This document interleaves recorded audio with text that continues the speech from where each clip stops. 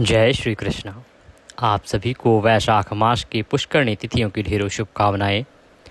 प्रिय भक्तों, पुष्करणी तिथि में वैशाख की त्रयोदशी, चतुर्दशी और पूर्णिमा आती हैं। इन तीनों ही दिनों में श्रीमद् भागवत गीता को सुनने का बड़ा अधिक महत्व बताया गया है। इन तीन तिथियों में प्रतिदिन आपको गीता महात्म्य सुनना चाहिए। जितना अधिक सुनेंगे उतना कल्याणकारी है।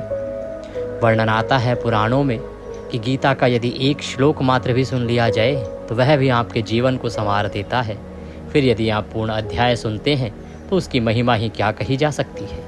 तो आइए आज इसी उपलक्ष्य में इस वीडियो के माध्यम से सुनेंगे गीता का 7वां अध्याय और गीता का 16वां अध्याय।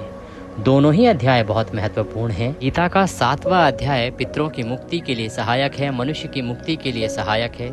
गीता के 7वें अध्याय को श्रवण करके यदि उसका फल अपने पितरों को अर्पित कर दिया जाए, दान दे दिया जाए, तो आपके पितर किसी कठोर कष्ट में क्यों ना हो, किसी घोर यमलोक में क्यों ना हो, वहाँ से भी उनकी मुक्ति हो जाती है। तो आपको गीता का 7वां अध्याय सुनना चाहिए।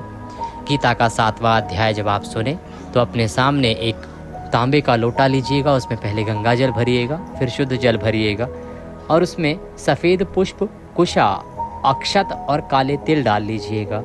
तदोपरांत दक्षिण दिशा की ओर मुख करके बैठ जाइएगा आसन लगा के और गीता के इस पाठ का श्रवण कीजिएगा।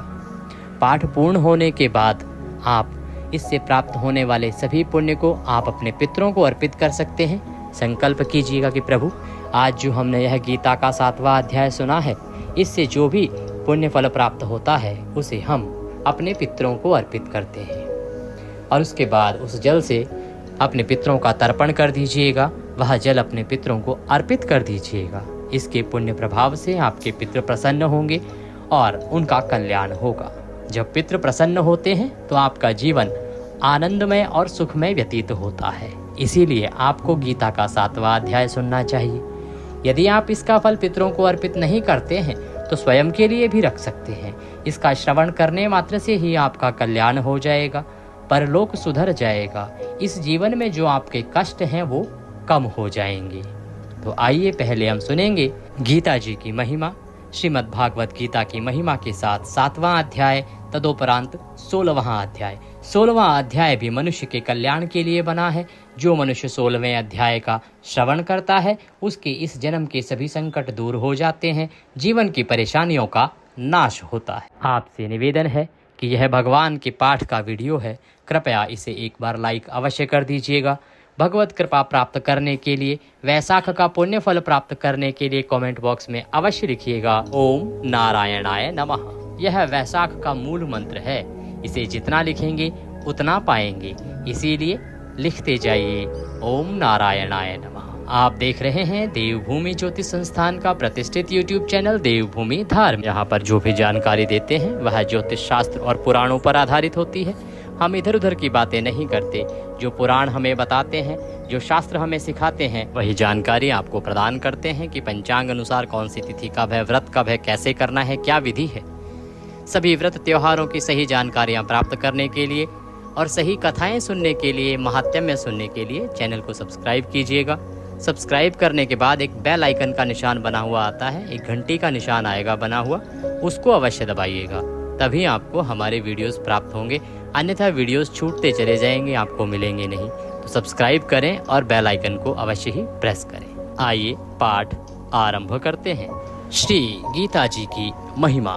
वास्तव में श्रीमद् भागवत गीता का महात्म्य वाणी द्वारा वर्णन करने के लिए किसी की भी सामर्थ्य ही नहीं है, क्योंकि यह एक परम रहस्यमय ग्रंथ है। इसमें संपूर्ण वेदों का सार संग्रह किया गया है। इसकी संस्कृत इतनी सुंदर और सरल है कि थोड़ा सा अभ्यास करने से मनुष्य उसको सहज ही समझ सकता है, परंतु इसका आशय इतना गंभीर है कि आजीवन निरंतर अभ्यास करते रहने पर भी उसका अंत नहीं होता। प्रतिदिन नए नए भाव उत्पन्न होते रहते हैं। इससे यह सदैव नवीन बना रहता है एवं एकाग्रचित होकर श्रद्धा भक्ति सहित विचार करने से इसके पद पद में परम रहस्य भरा हुआ प्रत्यक्ष प्रतीत होता है। भगवान के गुण, प्रभाव और मर्म का वर्णन जिस प्रकार इस गीता शास्त्र में किया गया है वैसा अन्य ग्रंथों में मिलना कठिन है, क्योंकि प्रायः ग्रंथों में कुछ न कुछ सांसारिक विषय मिल जाता है। भगवान ने श्रीमद् भागवत गीता का रूप एक ऐसा अनुपेय शास्त्र कहा है जिसमें एक भी शब्द सद उपदेश से खाली नहीं है।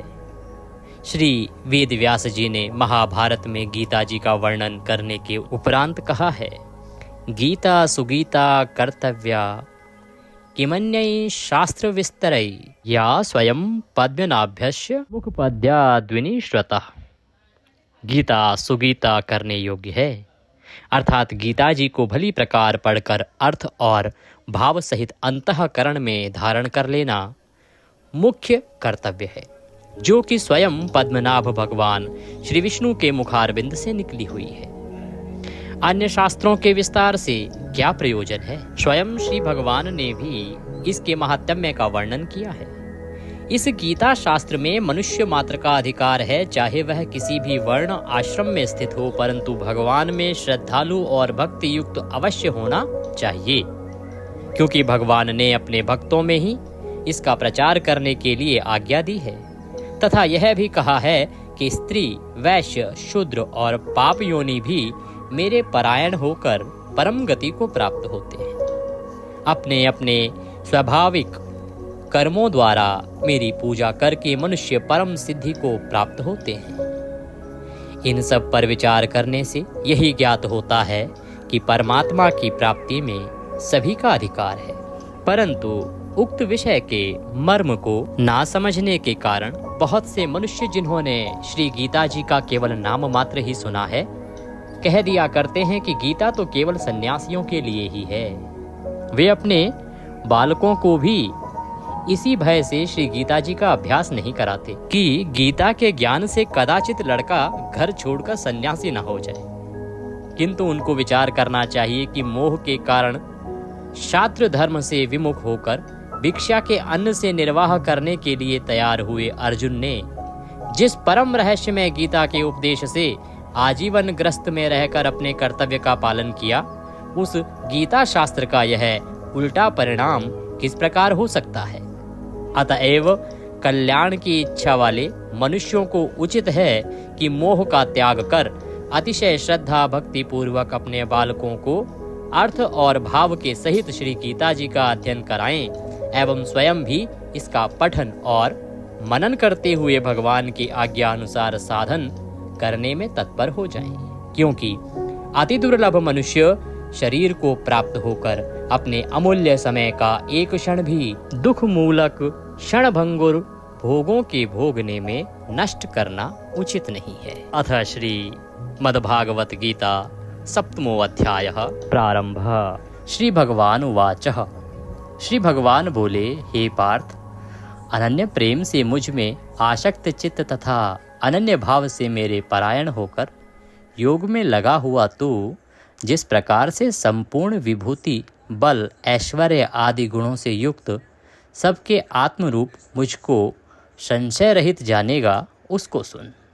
मैं तेरे लिए इस विज्ञान सहित तत्व ज्ञान को संपूर्णतया कहूँगा, जिसको जानकर संसार में फिर और कुछ भी जानने योग्य शेष नहीं रह जाता। हजारों मनुष्यों में कोई एक मेरी प्राप्ति के लिए यत्न करता है, और उन यत्न करने वाले योगियों में भी कोई एक मेरे परायण होकर मुझको तत्व से अर्थात यथार्थ रूप से जान पाता है। पृथ्वी, जल, अग्नि, वायु, आकाश, मन, बुद्धि और अहंकार भी इस प्रकार यह 8 प्रकार से विभाजित मेरी प्रकृति है। यह 8 प्रकार के भेदों वाली तो अपरा अर्थात मेरी जड़ प्रकृति है, पर हे महाबाहो, इससे दूसरी को जिससे यह संपूर्ण जगत धारण किया जाता है, मेरी जीव रूपा परा अर्थात चेतन प्रकृति जान। हे अर्जुन, तू ऐसा समझ कि संपूर्ण भूत इन दोनों प्रकृतियों से ही उत्पन्न होने वाले हैं, और मैं संपूर्ण जगत का प्रभव तथा प्रलय हूँ, अर्थात संपूर्ण जगत का मूल कारण हूँ। हे धनंजय, मुझसे भिन्न दूसरा कोई भी परम कारण नहीं है। यह संपूर्ण जगत सूत्र में सूत्र के मणियों के सदृश मुझ में गुथा हुआ है। हे अर्जुन, मैं जल में रस हूँ, चंद्रमा और सूर्य में प्रकाश हूँ, संपूर्ण वेदों में ओंकार हूँ, आकाश में शब्द और पुरुषों में पुरुषत्व हूँ। मैं पृथ्वी में पवित्र गंध और अग्नि में तेज हूँ तथा संपूर्ण भूतों में उनका जीवन हूँ और तपस्वियों में तप हूँ। हे अर्जुन, तू संपूर्ण भूतों का सनातन बीज मुझको ही जान। मैं बुद्धिमानों की बुद्धि और तेजस्वियों का तेज हूँ। हे भरत श्रेष्ठ, मैं बलवानों का आसक्ति और कामनाओं से रहित बल अर्थात सामर्थ्य हूँ और सब भूतों में धर्म के अनुकूल अर्थात शास्त्र के अनुकूल काम और जो सत्वगुण से उत्पन्न होने वाले भाव हैं और जो रजोगुण से तथा तमोगुण से होने वाले भाव हैं, उन सबको तू मुझसे ही होने वाले हैं ऐसा जान। परंतु वास्तव में उनमें मैं और वे मुझ में नहीं हैं। गुणों के कार्य रूप सात्विक, राजस और तामस, इन तीनों प्रकार के भावों से यह सारा संसार प्राणी समुदाय मोहित हो रहा है। इसीलिए इन तीनों गुणों से परे मुझ अविनाशी को नहीं जानता, क्योंकि यह अलौकिक अर्थात अति अद्भुत त्रिगुणमयी मेरी माया बड़ी दुस्तर है। परंतु जो पुरुष केवल मुझको ही निरंतर भजते हैं, वे इस माया को उल्लंघन कर जाते हैं अर्थात संसार से तर जाते हैं, पार हो जाते हैं। माया के द्वारा जिनका ज्ञान हरा जा चुका है, ऐसे आसुर स्वभाव को धारण किए हुए मनुष्यों में नीच दूषित कर्म करने वाले मूढ़ लोग मुझको नहीं भजते। हे भरतवंशियों में श्रेष्ठ अर्जुन, उत्तम कर्म करने वाले अर्थार्थी, आर्त, जिज्ञासु और ज्ञानी, ऐसे 4 प्रकार के भक्तजन मुझको भजते हैं। उनमें नित्य मुझ में एक ही भाव से स्थित अनन्य प्रेम भक्ति वाला ज्ञानी भक्त अति उत्तम है, क्योंकि मुझको तत्व से जानने वाले ज्ञानी को मैं अत्यंत प्रिय हूँ और वह ज्ञानी मुझे अत्यंत प्रिय है। ये सभी उदार हैं, परंतु ज्ञानी तो साक्षात मेरा स्वरूप ही है, ऐसा मेरा मत है, क्योंकि वह मदगत मन बुद्धि वाला ज्ञानी भक्त अति उत्तम गति स्वरूप मुझ में ही अच्छी प्रकार से स्थित है। बहुत जन्मों के अंत के जन्म में तत्व ज्ञान को प्राप्त पुरुष सब कुछ वासुदेव ही है। इस प्रकार मुझको भजता है वह महात्मा अत्यंत दुर्लभ है।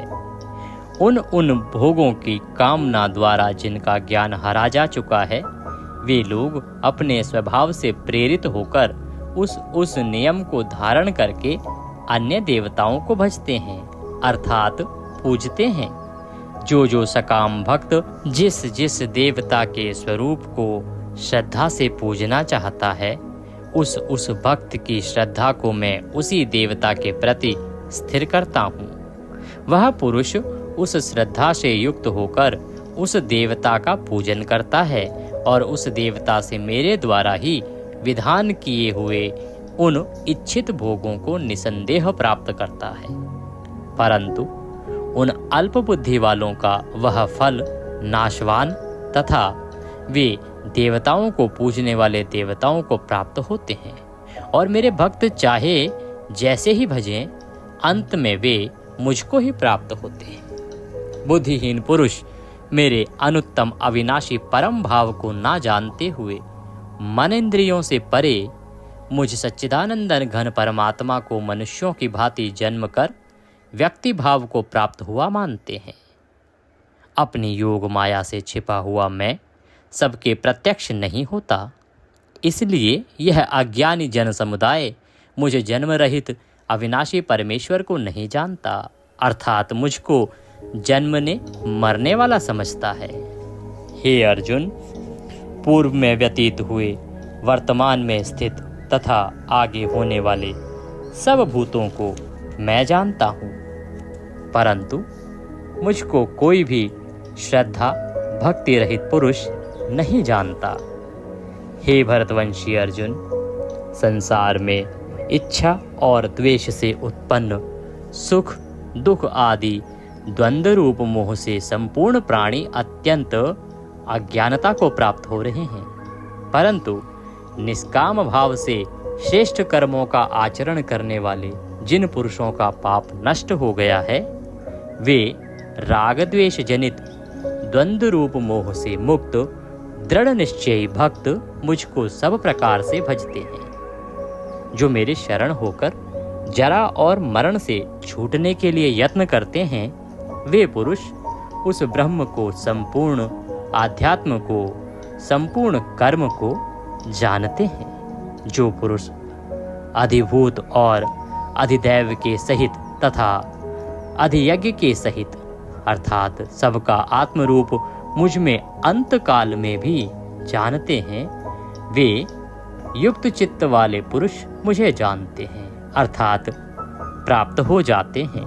इसी के साथ श्रीमद् भागवत गीता के अंतर्गत श्री कृष्ण अर्जुन संवादे ज्ञान विज्ञान योगो नाम श्रीमद् भागवत गीता 7वां अध्याय संपूर्णः। आइए अब आरंभ करते हैं 16वां अध्याय 16वां अध्याय। यह मनुष्य के कल्याण के लिए कहा गया है। जो व्यक्ति इसका श्रवण करता है उसका कल्याण निश्चय ही भगवान वासुदेव की कृपा से होता है। आइए 16वां अध्याय आरंभ करते हैं। श्री भगवान उवाच, भगवान बोले, भय का सर्वथा अभाव, अंतःकरण की पूर्ण निर्मलता, तत्व ज्ञान के लिए ध्यान योग में निरंतर दृढ़ स्थिति और सात्विक दान, इंद्रियों का दमन, भगवान देवता और गुरुजनों की पूजा तथा अग्निहोत्र आदि उत्तम कर्मों का आचरण एवं वेद शास्त्रों का पठन पाठन तथा भगवान के नाम और गुणों का कीर्तन, स्वधर्म पालन के लिए कष्ट सहन और शरीर तथा इंद्रियों के सहित अंतःकरण की सरलता, मन वाणी और शरीर से किसी प्रकार की भी किसी को कष्ट ना देना, यथार्थ और प्रिय भाषण, अपना अपकार करने वाले पर भी क्रोध का ना होना, कर्मों में कर्तापन के अभिमान का त्याग, अंतःकरण की उपरिति अर्थात चित्त की चंचलता का अभाव,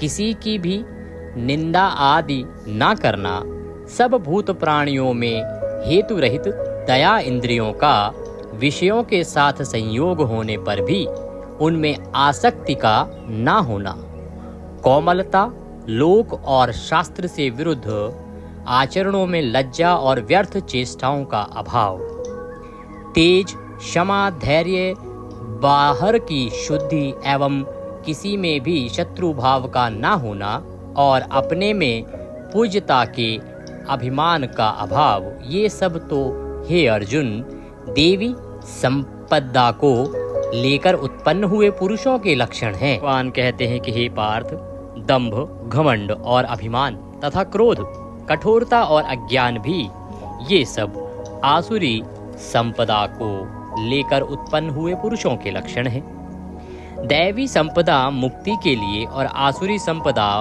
बांधने के लिए मानी गई है। इसलिए हे अर्जुन, तू शोक मत कर, क्योंकि तू दैवी संपदा को लेकर उत्पन्न हुआ है। हे अर्जुन, इस लोक में भूतों की सृष्टि यानी मनुष्य समुदाय दो ही प्रकार का है, एक तो दैवी प्रकृति वाला और दूसरा आसुरी प्रकृति वाला। उनमें से दैवी प्रकृति वाला तो विस्तार पूर्वक कहा गया। अब तू आसुरी प्रकृति वाले मनुष्य समुदाय को भी विस्तार पूर्वक मुझसे सुन। आसुर स्वभाव वाले मनुष्य प्रवृत्ति और निवृत्ति इन दोनों को ही नहीं जानते, इसलिए उनमें ना तो बाहरी भीतर की शुद्धि है, ना श्रेष्ठ आचरण है और ना सत्य भाषण ही है। वे आसुरी प्रकृति वाले मनुष्य कहा करते हैं कि जगत आश्रय रहित, सर्वथा असत्य और बिना ईश्वर के अपने आप केवल स्त्री पुरुषों के संयोग से उत्पन्न है। अतएव केवल काम ही इसका कारण है, इसके सिवा और क्या है। इस मिथ्या ज्ञान को अवलंबन करके उनका स्वभाव नष्ट हो गया है तथा जिनकी बुद्धि मंद है वे सबका अपकार करने वाले क्रूर कर्मी मनुष्य केवल जगत के नाश के लिए ही समर्थ होते हैं। वे दंभ, मान और मद से युक्त मनुष्य किसी प्रकार भी पूर्ण न होने वाली कामनाओं का आश्रय लेकर अज्ञान से मिथ्या सिद्धांतों को ग्रहण करके भ्रष्ट आचरणों को धारण करके संसार में विचरते हैं तथा वे मृत्यु पर्यंत रहने वाली असंख्य चिंताओं का आश्रय लेने वाले विषय भोगों के भोगने में तत्पर रहने वाले और इतना ही सुख है इस प्रकार मानने वाले होते हैं। वे आशा की सैकड़ों फांसियों से बंधे हुए मनुष्य काम क्रोध के परायण होकर विषय भोगों के लिए अन्यायपूर्वक धन आदि पदार्थों का संग्रह करने की चेष्टा करते हैं। वे सोचा करते हैं कि मैंने आज यह प्राप्त कर लिया और अब इस मनोरथ को प्राप्त कर लूंगा। मेरे पास यह इतना धन है और फिर भी यह और इतना हो जाएगा। वह शत्रु मेरे द्वारा मारा गया और उन दूसरे शत्रुओं को भी मैं मार डालूंगा। मैं ईश्वर हूँ, ऐश्वर्यों को भोगने वाला हूँ। मैं सब सिद्धियों से युक्त हूँ और बलवान तथा सुखी हूँ। मैं बड़ा धनी और बड़े कुटुंब वाला हूँ। मेरे समान दूसरा कौन है? मैं यज्ञ करूंगा, दान दूंगा और आमोद प्रमोद करूंगा। इस प्रकार अज्ञान से मोहित रहने वाला तथा अनेक प्रकार से भ्रमित चित्त वाले मोह रूप जाल से समावृत और विषय भोगों में अत्यंत आसक्त आसुर लोग महान अपवित्र नरक में गिरते हैं। वे अपने आप को ही श्रेष्ठ मानने वाले घमंडी पुरुष धन और मान के मद से युक्त होकर केवल नाम मात्र के यज्ञों द्वारा पाखंड से शास्त्र विधि रहित यजन करते हैं। वे अहंकार, बल, घमंड, कामना और क्रोध आदि के परायण और दूसरों की निंदा करने वाले पुरुष अपने और दूसरे के शरीर में स्थित मुझ अंतर्यामी से द्वेष करने वाले होते हैं। उन द्वेष करने वाले पापाचारी और क्रूर कर्मी नराधमों को मैं संसार में बार बार आसुरी योनियों में ही डालता हूँ। हे अर्जुन, वे मूढ़ मुझको ना प्राप्त होकर ही जन्म जन्म में आसुरी योनि को प्राप्त होते हैं, फिर उससे भी अति नीच गति को ही प्राप्त होते हैं, अर्थात घोर नरकों में पड़ते हैं। काम, क्रोध तथा लोभ ये तीन प्रकार के नरक के द्वार आत्मा का नाश करने वाले अर्थात उसको अधोगति में ले जाने वाले हैं। अतएव इन तीनों को त्याग देना चाहिए। हे अर्जुन, इन तीनों नरक के द्वारों से मुक्त पुरुष अपने कल्याण का आचरण करता है। इससे वह परम गति को प्राप्त करता है अर्थात मुझको प्राप्त हो जाता है। जो पुरुष शास्त्र विधि को त्याग कर अपनी इच्छा से मन माना आचरण करता है वह ना सिद्धि को प्राप्त होता है, ना परम गति को और ना सुख को ही प्राप्त होता है। इससे तेरे लिए इस कर्तव्य और अकर्तव्य की व्यवस्था में शास्त्र ही प्रमाण है। ऐसा जानकर तू शास्त्र विधि से नियत कर्म ही करने योग्य है। इति श्री कृष्ण अर्जुन संवादे दैव आसुर संपद्विभाग योगो नाम षोडशो अध्यायः संपूर्णः। बोलिए श्री कृष्ण भगवान की जय। इसी के साथ यह 16वां अध्याय यहाँ पूर्ण होता है। आप यदि अपने पितरों की मुक्ति के लिए गीता जी का श्रवण कर रहे हैं तो इसके बाद आपको उठकर और जो इसका पुण्य है वह अपने पितरों को अर्पित करना चाहिए। से आपके पितृ अवश्य ही तृप्त होंगे और यदि वो किसी संकट में होंगे, कहीं नरक में होंगे, तो वह वहां से मुक्त होंगे। वैशाख के इस महीने में आपको गीता जितनी बार सुनने को मिले सुननी चाहिए, पढ़नी चाहिए। आज क्योंकि चतुर्दशी है और कल पूर्णिमा है, आपको दोनों ही दिन गीता का यह अध्याय श्रवण करना चाहिए। ये वीडियो हमने आपके लिए बनाया है, इसको जब भी आपको समय मिले सुनना चाहिए। आप इस वीडियो को सेव करके रख लीजिए। प्रत्येक पूर्णमासी पर, एकादशी पर, अमावस्या पर तो विशेष रूप से सुनना ही चाहिए और यदि संभव हो तो 7 दिन सुनिए। ये अति कल्याणकारी है। वीडियो सबके लिए उपयोगी है तो कृपया इसे अधिक से अधिक लोगों तक शेयर कीजिए जिससे कि सभी लोग भगवत कृपा प्राप्त कर सकें। क्योंकि गीता जी की महिमा को जितना आप आगे बढ़ाएंगे, जितना लोग सुनेंगे, उतना आपका कल्याण होगा और लोगों का भी कल्याण होगा। चैनल पर नए हैं तो सब्सक्राइब अवश्य कर लीजिएगा। भगवत कृपा प्राप्त करने के लिए कमेंट बॉक्स में अवश्य लिखिएगा ओम नारायणाय नमः। भगवान सब पर कृपा करें। हरे कृष्ण।